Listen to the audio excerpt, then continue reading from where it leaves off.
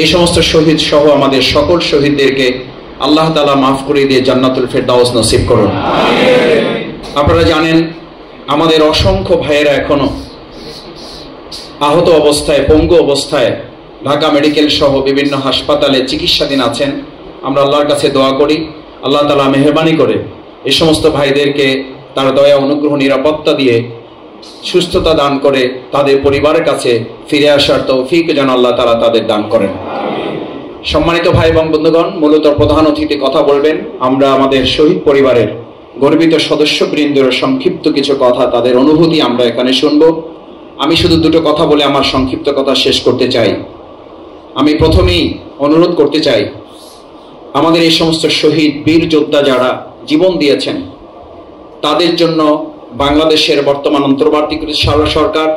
এবং পরবর্তী যে সরকার আসবে তারা যেন এই শহীদদের যথাযথ সংখ্যা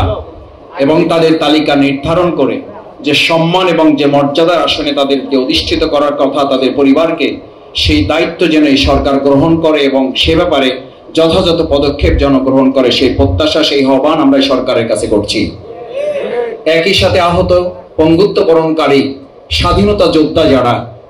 এই স্বাধীনতা আনার ক্ষেত্রে যারা হাত হারিয়েছেন, পা হারিয়েছেন, চোখ হারিয়েছেন, পঙ্গু অবস্থায় জীবনযাপন করছেন, জীবন্ত শহীদ হিসাবে যারা জীবনযাপন করছেন তাদেরকে, তাদের পরিবারকে আর্থিক অনুদান শুধু নয়, তাদের পরিবারকে সম্মান এবং মর্যাদার সাথে বসবাস করার জন্য সরকারি উদ্যোগে সরকারি যে কোনো কর্মসংস্থানের ব্যাপার এই প্রত্যেকটি পরিবারকে সরকার যেন তাদেরকে